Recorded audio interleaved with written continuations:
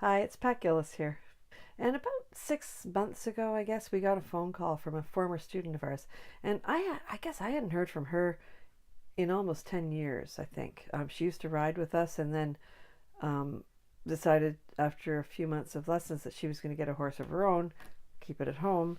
And we weren't really encouraging of that, and I often thought maybe the reason we didn't hear from her anymore was strictly because we hadn't been very encouraging about her decision to get a horse of her own and keep it at home. At any rate, so I got a call from her, and she wanted to know if I knew any cures for thrush. And I thought, well, it's a bit of a funny reason to call after 10 years about something like thrush. And so I asked her, well, yeah, I could give you some suggestions, but why do you ask? And she says, well, someone told me that they think the problem with my horse is that he's got really bad thrush, and I know in the last few days it's gotten worse, and he's been lying down a lot. And I thought, oh my goodness.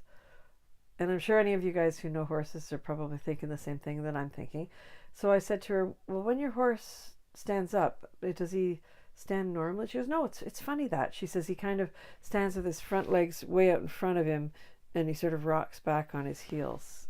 And so I said, you ought to call your vet straight away and get him out to see the horse, because I think it sounds to me like your horse has foundered. And then we had to explain to her what founder meant. And so she did get the vet out, but it was too late to save the horse in terms of soundness. I think they saved his life, but he's just what we would call pasture sound now. He's not rideable anymore. And it was such a shame because I knew, like, this is someone who really, really loved her horse. I know she did. And she just didn't have enough knowledge to know when things were really starting to go wrong. And it's a funny thing with horses, like I often, I joke with people, but like I wouldn't keep iguanas, right? Because I don't know anything about iguanas. I don't know how to tell if an iguana is sick. I don't know how to tell if an iguana is happy. I don't know what iguana eats. So I would not keep iguanas because I don't know enough about iguanas to feel qualified to keep them. However, people, I guess because horses are sort of part of our psyche, like we've been with horses for since the beginning of time almost. And so I feel like people kind of sense that either it can't be that complicated or they, I should be fine. I've known of horses all my life, so it must be okay. That's all I can think of why people take this on, even when they don't maybe know as much as they should. It's a funny thing. Like years ago, I think when people needed horses all the time and we needed them to survive pretty much for, transportation, plowing fields, everything. I feel like the pool of knowledge was probably pretty wide and pretty deep. Even, people who didn't like horses that much probably had to know a little bit about horses just because, they needed them to survive.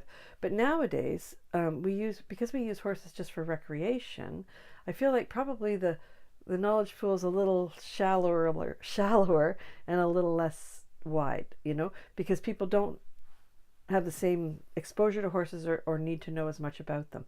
But I feel like somehow like that if we're using horses just for recreation now, it almost sets the bar higher, right? Like I feel like we almost have a higher or more moral obligation to to make sure that horses are doing okay because we're just using them for recreation, right? We're not trying to survive anymore.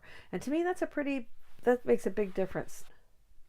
So I guess that's why the mission statement at Harrigan has always been, well, I shouldn't say it always has been. We started out saying the kindest treatment of the horse is gained through a well-educated rider. And then at some point we decided, well, you know what? You can be kind to horses without riding them too. Like, knowing stuff just on the ground is important as well, or being able to recognize things about horses. So we changed it around, I guess, 30 years ago or something to the kindest treatment of the horse is gained through knowledge. And I still really believe that. That's it for this week. So if you're watching this anywhere besides at my blog, which is at ismyhorsehappy.com, go on over there, scroll down, leave a comment, let me know what you think. And in the meantime, enjoy your horse, and we'll see you next time. Thanks.